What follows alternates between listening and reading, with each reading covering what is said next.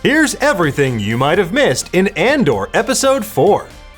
Welcome back, Cassian Fandors, to our weekly breakdown of Andor. This week, the Rogue One prequel series gave us a healthy dose of political intrigue and pockets of fomenting. As well as plenty of Easter eggs and details that you might have missed. Where is my Starpath unit? We're gonna break it all down for you in just a moment, but to do so, we have to spoil what happens in Andor Episode 4. So, if you haven't seen it yet and you're worried about that sort of thing, leave now before you get caught sleeping on the job. Everyone's dead.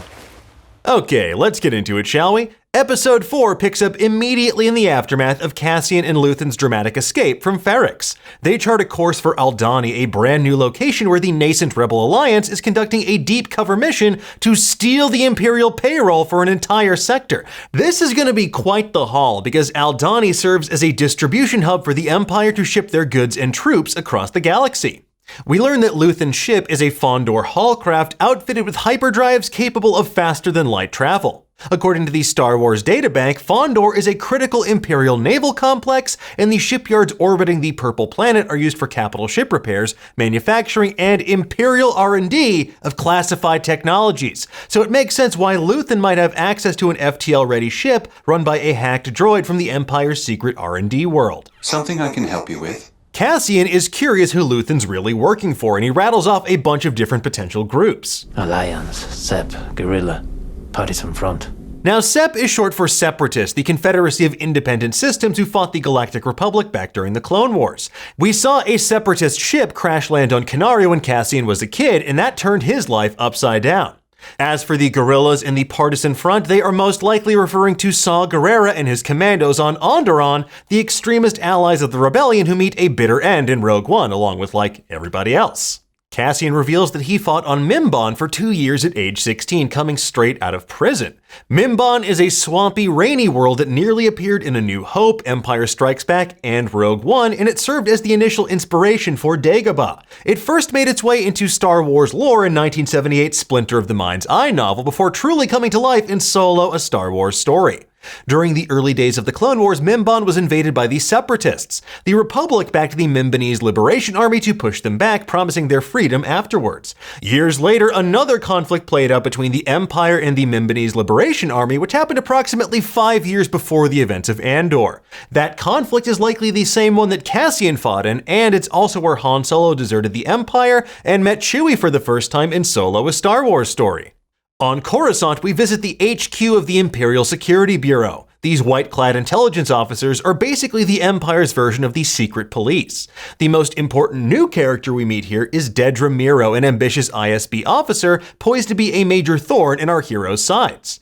In their meeting, Supervisor Grandy mentioned the Ryloth sector, a system in the Outer Rim that contains the homeworld of the Twi'leks, and this is likely being monitored because of the Free Ryloth movement. This group attempted to assassinate the Emperor and Darth Vader previously and would later find themselves up against Grand Admiral Thrawn during Star Wars Rebels. Legret reports on the situation on Arvala 6, and that sounds like it's in the same system as Arvala 7, the planet where Din Djarin first met the wee baby Grogu on The Mandalorian.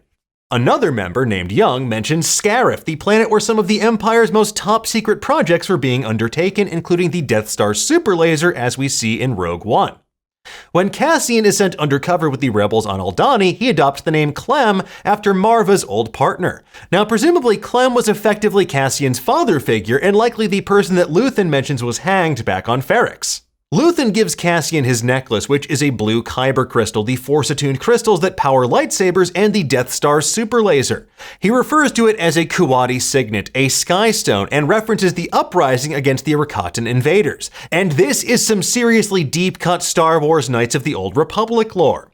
This is likely referencing the Rakatan Infinite Empire, an ancient galaxy-spanning empire of warlike amphibious aliens that used highly advanced technology to conquer much of the known universe thousands of years before the Skywalker saga. The Rakatan Infinite Empire originated in 2003's Star Wars Knights of the Old Republic game, and their lore was expanded on in the Dawn of the Jedi Force Storm comics. And like most things, they were eventually torn apart by civil war. After evading TIE fighters and schlepping through the night under the twin moons of Aldani, Vel leads Cassian to the rebel camp. One of them, Skeen, scares the certified sleepy boy Nemec by invoking Saw Gerrera, mentioning that sleeping on the job on their watch would get this kid's head put on a pike. He's being a real bear about it though, if you ask me.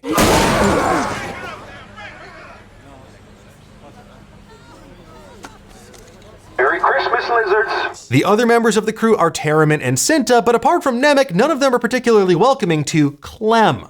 Meanwhile, at the ISB headquarters, Dedra's looking for ways to take control of the Ferric situation herself, because that stolen Starpath unit is from a naval base under her jurisdiction.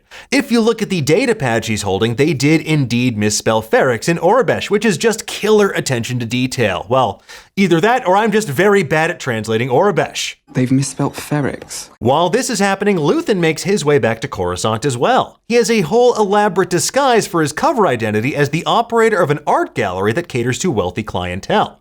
It's honestly the perfect cover. He can easily launder money, he can travel off-world to investigate rare pieces, and he can hobnob with power players without anyone being the wiser.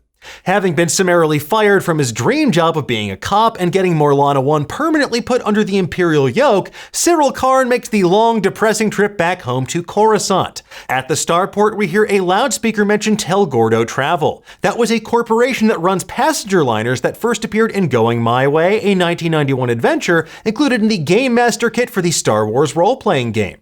They are servicing Hosnian Prime, which became the headquarters of the New Republic following the Battle of Andor. It was also destroyed by Starkiller Base during the climactic events of The Force Awakens. Another planet mentioned is Plexus, a small world home to spice gangs that was first mentioned in the mobile game Star Wars Uprising. And the last planet is Euphornis Major, which first appeared in the 2015 novel Servants of the Empire: Rebel in the Ranks. While Syril acts high and mighty on Ferrix, he comes from the lower levels of Coruscant. The upper levels of the galactic capital are full of lavish bureaucratic buildings and cosmopolitan offerings, but the lower you go on Coruscant, the seedier that things get. So perhaps this gives context to why Syril's so fixated on law and order as his only pathway in life. Mother. Finally, Mon Mothma arrives at Luthen's gallery where he and his partner Clea size up her new driver who may or may not be a spy. Now, for those who don't remember, Mon Mothma represents Chandrila in the Galactic Senate, which would be the birthplace of Ben Solo years later. Mon Mothma is a savvy political operator who goes on to become the leader of the Alliance to restore the Republic, the group that we know best as the Rebel Alliance. There are quite a few of items of interest in this gallery as well. There's a suit of armor that resembles the Sith Stalker armor from the Star Wars The Force Unleashed games worn by Galen Marek, aka Starkiller. Players could wear this armor after beating the game and choosing the dark side ending. And speaking of armor, there's also what appears to be a suit of Mandalorian armor on display as well.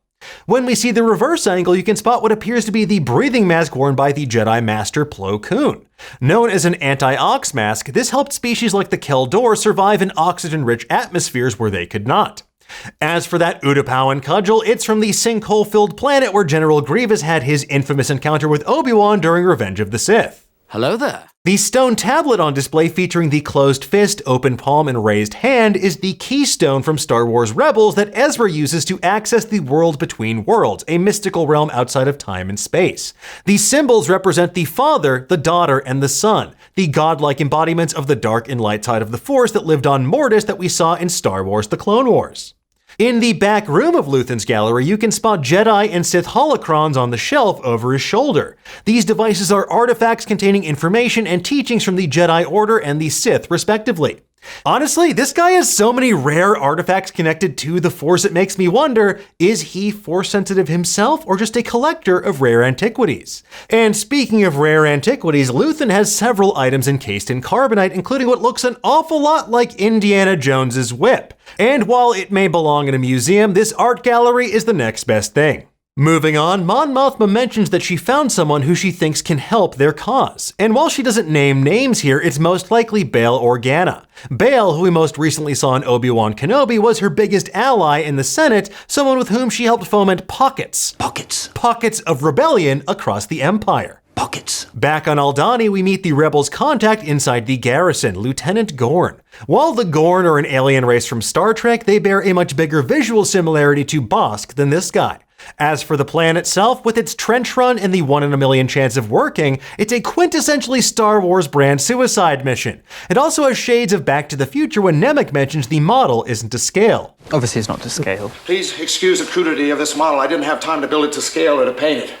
It's good. Oh, thank you. Mon Mothma's husband Perrin is prepping to have the governor of Hana over for dinner. Hana is the capital city of Chandrila, so clearly he's an important constituent. Other guests include Ars Danger and Sly Moore. Ars Danger was a bureaucrat and member of Palpatine's Imperial Ruling Council, first introduced in the 2014 novel Tarkin.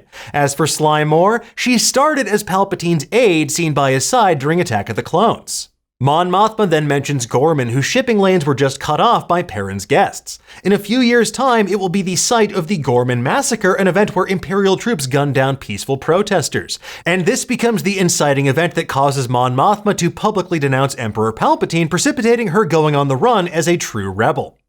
Last but not least, Maester Partanaz compliments Dedra's work on Sevtok. This Midrim world was ravaged by earthquakes and first appeared in the 1996 Star Wars role-playing game supplement Adventure Journal 9. Anyway, folks, there you have it. That's everything we spotted in the latest episode of Andor. We'll have plenty of other deep dives into the galaxy far, far away for you over on Nerdist, but for now, tell us, what did you think of the latest episode? Did you spot anything that we missed? Seriously? Let us know in the comments below, and for the latest and greatest in the world of pop culture, make sure you stay tuned to Nerdist.com.